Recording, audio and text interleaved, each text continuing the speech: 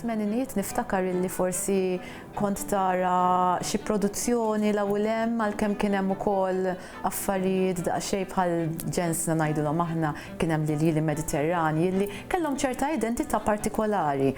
Però ma tistax tgħid illi kienu parti mill-programming tat-teatru f'Malta. Issa bil-mod qed naraw dawn l-affarijiet jinbidlu bdejna bil-musicals mill-West End iġibuhom Malta jimpurtawhom. U issa qed naraw illi qed jittieħdu aktar riski, il-lingwa Maltija qed tintuża u qed naraw musicals sħaħ, għandna nies kapaċi ħafna illi saru jafu irawmu kemm il-mużika u kif ukoll il-kliem. Faċli ngħidlek għax intaqgħu ġiex artisti u ddeċidew li jerġgħu jagħmlu xi ħaġa stil il-lili Mediterranji, però ma naħsibx li kien hekk. Naħseb illi kien hemm ħafna fatturi li għenu biex juru li l-musicals bil-Malti għandhom spazju importanti li jkunu parti mill-identità tagħna. Il-musicals li huma homegrown li allura forsi il-format tagħhom ħajjiġbaħ xi ħaġa li hija diġà familjari, però għall-inqas hemm materjal li forsi jitkellem iktar direttament lejna bħala soċjetà u bħala komunità. Hemm potenzjal ta' stejjer li jingħata li jridu jingħadu jew jistgħu jingħadu b'dan mod. Inti tinsix ħafna musicals barra x'inhuma huma jew fuq film li jkun sar jew fuq ktieb. Hemm ħafna stejjer li għadra m'għadniex. Ħafna.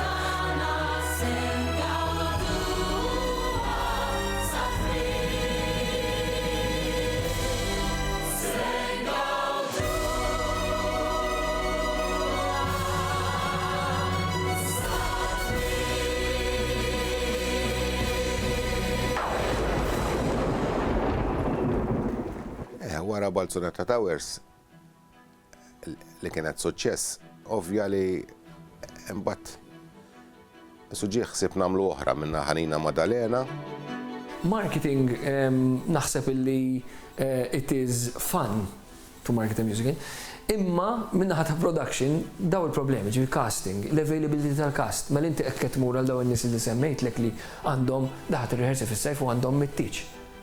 Mela tibda biex ikollok rehearsal waħda Ħanina Maddalena, fejn se tir-rehearsal, kellna nirrehearsaw ġo skola, u mbagħad kellna l-problemi tagħna anke pjazzi teatrali għax mhuwiex magħmul bħala teatru allura wkoll. Fis-sens mhumiex m'għandux l-amenities kollha li wieħed ikun jixtieq. Dal-aħħar ftit snin jiġifieri kien hawn prodott vera tajjeb ta' musicals li huma prodott Malti. L-ewwel semmejna ta' Manuel Dimek kien hawn Sette li għalija kienet ħaġa vera sabiħa tal-mod ta' kif kien użat il-palk.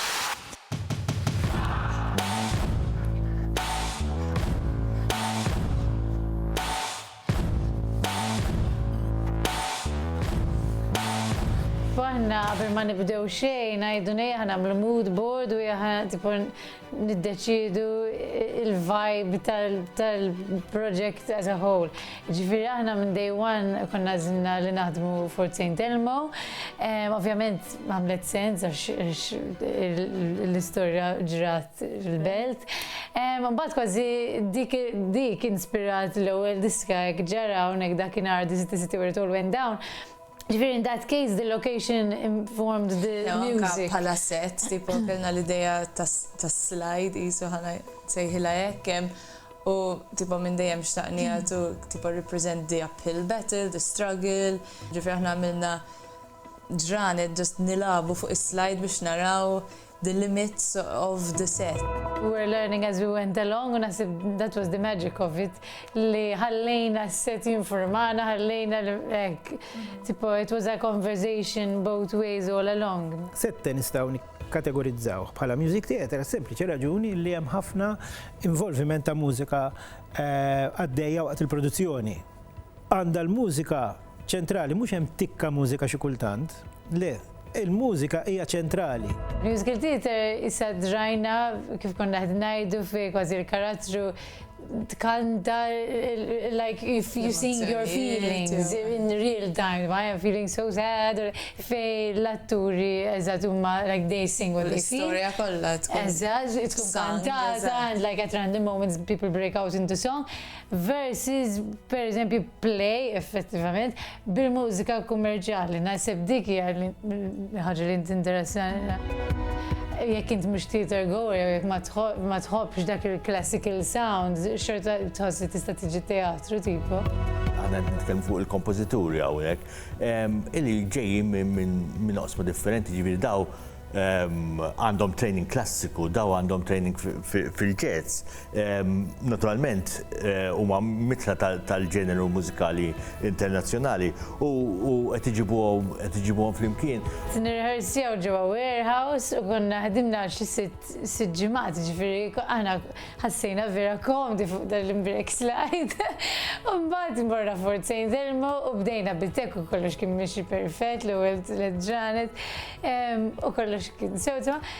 Kien il-ġurnata ta' dress rehearsal, il-jum qabel ma ftaħna show on the 7th of June, ġifiri ma stajniex nitċaqal qoddata, ġifiri. U bażikament mill-lum għal-ħada l-lum ditam bidlet minn xi 0.5% u 95%, u da slide literalment sar su splash and fun. U daw l-atturi li kienu draw bil-reżin fuq is-saqajhom mhux nafin, xejn ma kienu tiżommhom, insomma kienu tiżoll. Il-pjanu, il-mal. Għafna dress rehearsal, għamilna dress rehearsal kollu mal-art, mux fuq is-set, ġifiri dress rehearsal għal xej, għax id-dawl ma kienx l-istess, jien niprofa ma nibkix. U bad bażikament fit-tlieta ta' filgħodu niddiskutu x'ħan għamlu u nġemplu l-Mastru Daxxa, nsaqsu jekk jistax isib marine plywood biex jerġa' jgħaddi s-set, imma insomma irnexxielna u mbagħad somehow kuljum kienet kważi show perfetta.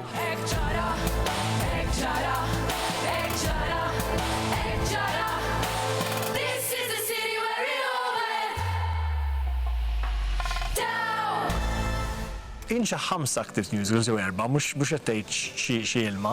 Imma kollha kellhom id-diffikultajiet tagħhom, jew anke dirġejt ukoll. Pereżempju bil-Kbira Duġej, dak meta kell compilation musical għandek id-diski ta' Freddy Portelli taqadhom tgħid l-ewwel tqassamhom tgħid mela anke kien nismagħhom daw mhux ħadd titfa' kollox slow ma kollox fast, kif ħadd tqassamhom waħda wara l-oħra in a way li jekk tismagħhom għadek slow bil-mod u mbagħad aktar picking up u mbagħad fast kollok hekk. U mbagħad isek join the dots, tgħid mela n-narrattiva l-istorja kif ħanaqada.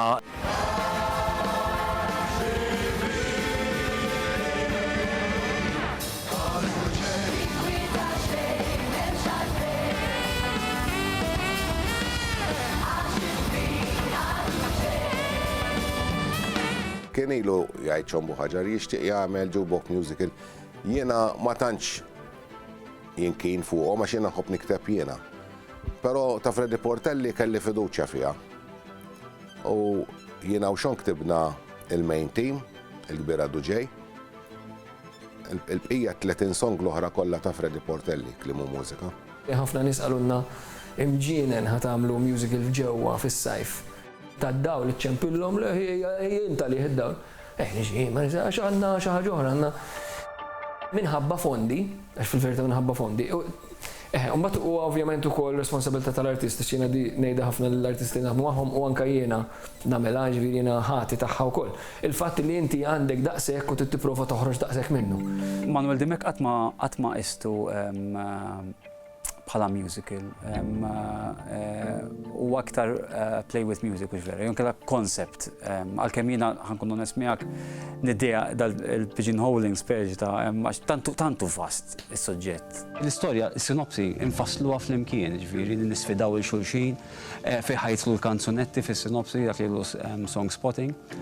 Mbagħad ġeneralment għalmenu s'issa kif ħdimt jiena huwa li jiena nikteb il-kanzunetta u nikteb dawk li jgħidulhom damm il-lyrics u s-soltu jkunu daw damm il-lyrics jkunu vera funny, ġifieri vera jkunu tadda, ġeneralment niktibhom fuq l-imbit, fuq l-affarijiet li fejn l-awtur pratikament qed nurih fejn nixtieq ir-rima, fejn nixtieq ċertu affarijiet, il-kontrapunt, eċetera, eċetera.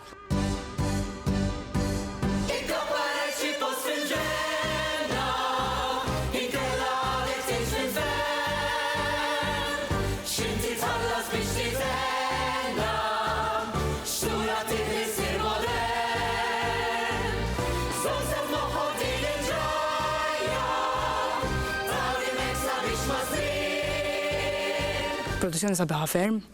Il-fatt li l-udjenza kienet viċin l-atturi. Eżatt, naħseb. Il-fatt li tista' tħoss kull emozzjon, tista' tħoss id-dieqa li qed tħossi u l-ferħ li qed tħossu. Il-post per se wkoll iġiblek dieqa għaliex fil-ħabs l-antik militari ta' Kordin. L-ewwel darba li kelli ċellula tal-ħabs bħala dressing room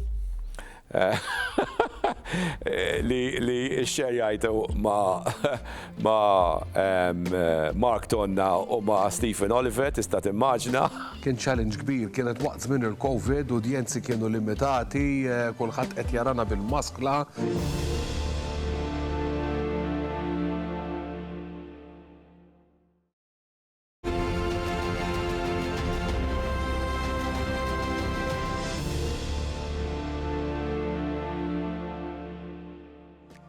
U Malta ta' ġkolla l-opportunità li play li tellat, anke play li tellat, iġu tellaħħa f'tissin wara.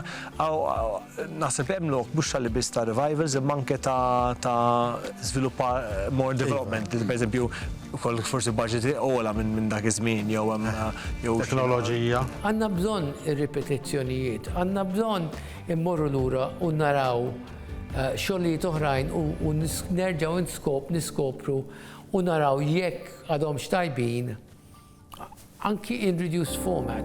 Għandek niċeċissa li mhux iktar il-musical kbir illi speċi waħed internazzjonali u aħna nuru li aħna kapaċi nagħmlu hawn.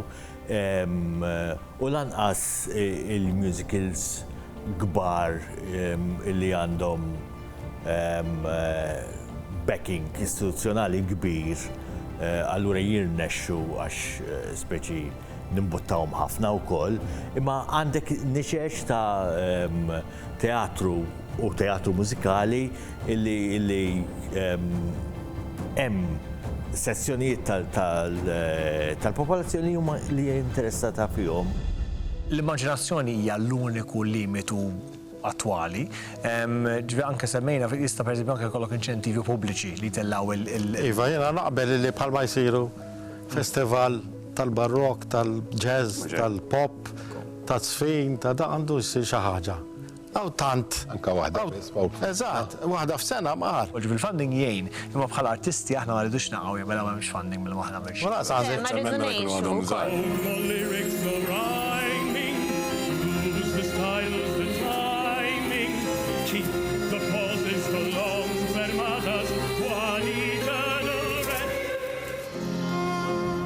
Għax niftakarni kienet l-ewwel biċċa xogħol ta' Luke Sajdon li rajt. U mort bla ebda aspettattivi, niftakar li kienet l-iktar li kienet immirata kienet li udjenza żgħira, żagħżugħa, u sorprenditni, l-istess issorprenditni. U nemmen li hemmhekk kien hemm kif jgħiduha, is-seeds tal-li konna se naraw fi produzzjonijiet iktar tard bħat-teatru tal-Miskin. Imma xbin se nafsak mirissa dak kollu li ġej l-isterlimit se jirrabjawkom u jinkwetawkom imma xorta se nilqawkom fit-teatru tal-Miskin. Musicals li jmissu imorru beyond mbagħad l-istorja tal-imħabba u dan huwa interessanti fejn jibdew imissu aspetti oħrajn ħafna drabi kif ġiġa għedna soċjopolitiċi anke reliġjużi illi huma interessanti daqskemm huma importanti.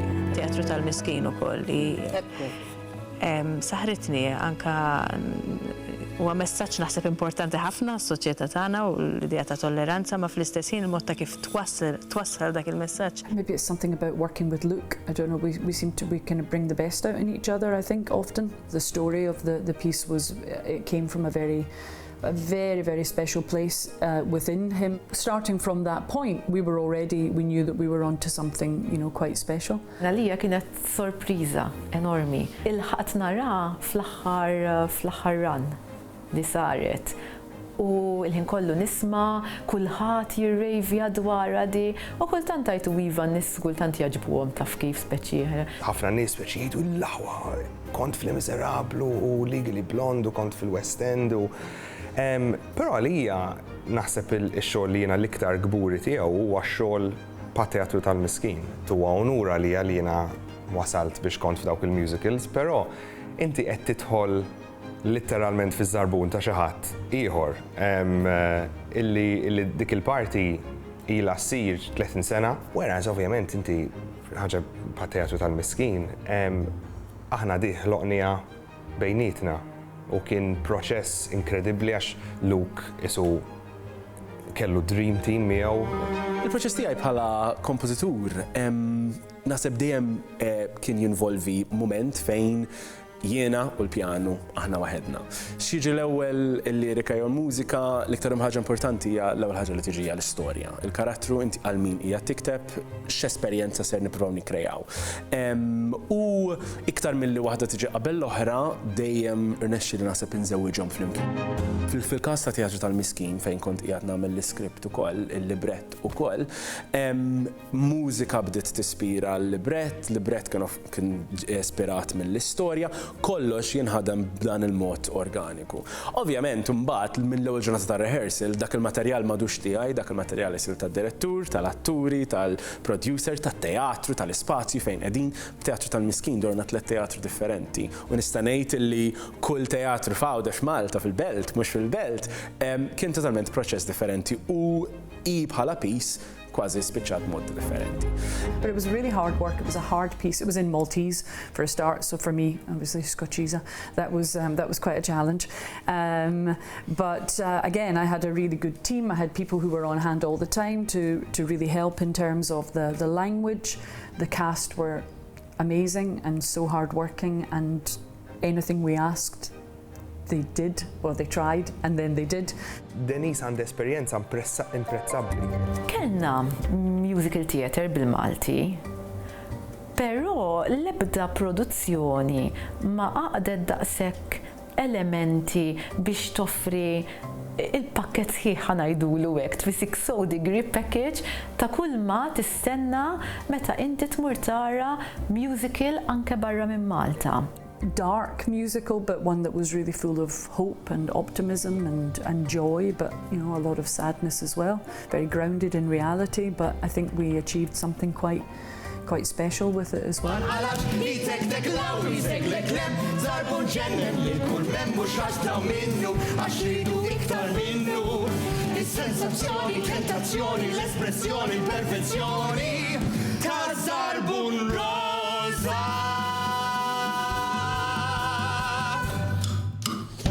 This is what I would be seeing during a show. Għax during a show, but nagħmel it-triggers minna, u per eżempju, ta' sound. Din għandu ġiex mode, ġifiri kemm il-mode kif tista' tużaħ meta tkun tagħmel l-arrangement hekk.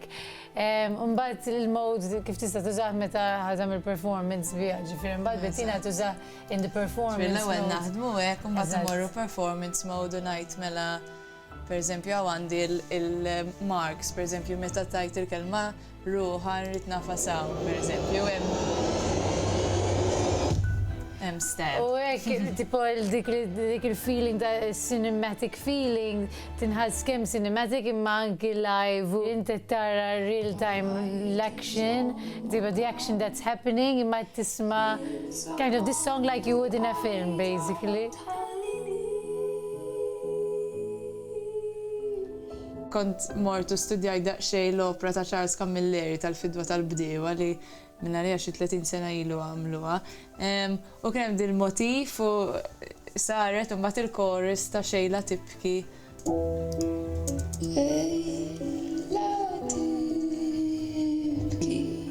Ġifieri dik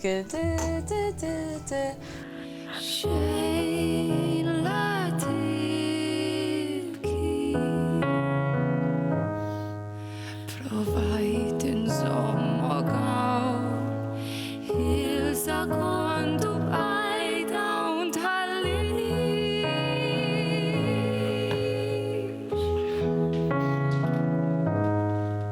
għat-teatru tal-Miskin kont naf illi il-protagonist tal-istorja ma dawn it-tlet buffi. Allura, ovvjament, minor, definitely għandek minor hemmhekk. Però dawn kienu nies illi jafu eżatt x'inhu ma jagħmlu, kważi għandek dan l-element ta' trickster fuqhom. Kieku dan kien cabaret huma kienu l-hosts, l-MCs li qegħdin idaħlu kulħadd ġewwa l-cabaret. Kienu dawn il-karattri makakki li konna fil kellhom esperjenzi kbar ta' din id-dinja u propju minn dik is-sigurtà ser jiġu biex jgħidu l-istorja. Allura kont verament eċitat li b'mod u kurjuż li nħares lejn il-mużika li tiġri. Hemmhekk kważi dort il-fuq minn oktiv. Però wkoll għandek isek xi ħaġa li qiegħda taħrab minn idejk.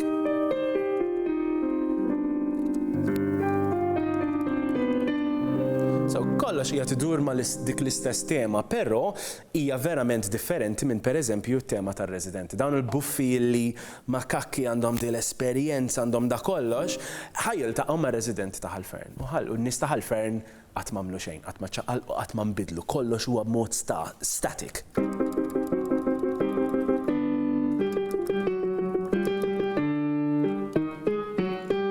Literalment isna ġrieden qed niġru bejn nota oħra, komparat ma' għax fit-teatru tal-Miskin.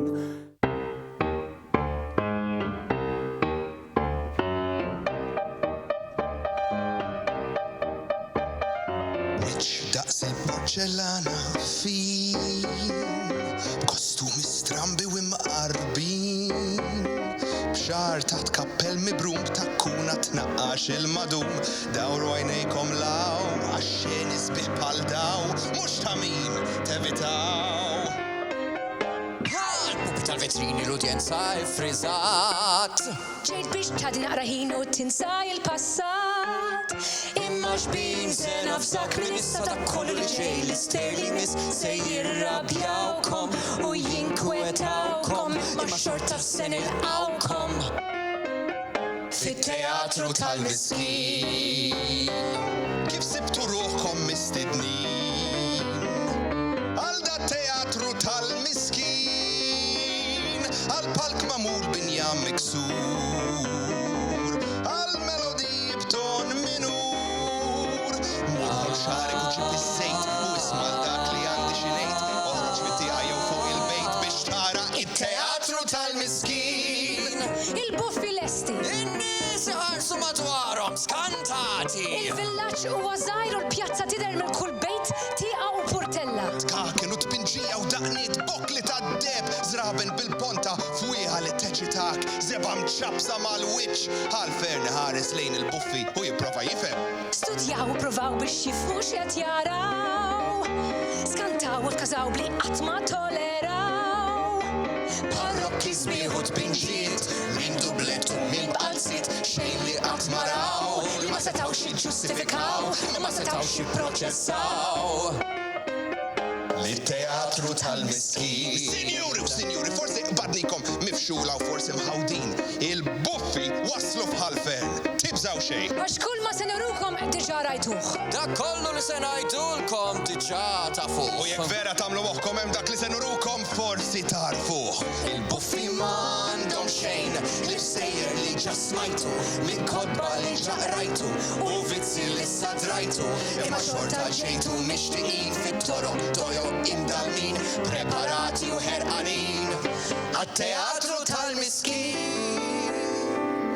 Ħaġa waħda nwissukom, tittamawx li l-affarijiet se jimmansaw u jitranġaw, tittamawx li kollox se jaqleb għall-aħjar. Għax fit-teatru tal-Miskin it-tama kollha ħela ta' ħin. Tħalix ħin fix-xewqat sbieħ għax il-miskin mhux ir-rebbieħ u tista' taħli l-ħin tittama għax il-miskin se jibqa' flama taħt xirħama fil-qiegħ. Tfajla żgħira tibda tektek il-papoġġ tas-sodda li libsa. Raġel brasu tistrieħ fuq idejh ma jistax waqqaf ġismu, joqmos ma' kull daqqa tat-tambur.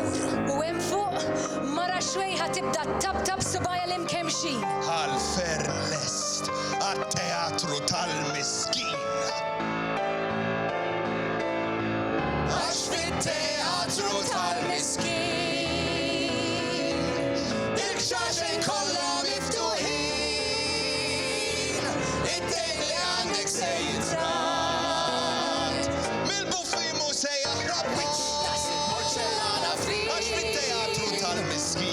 mistrambi u imħarbin. Il-mużollotti xar ta' kappelli brum ta' kruna medja kbar li ġan twerew.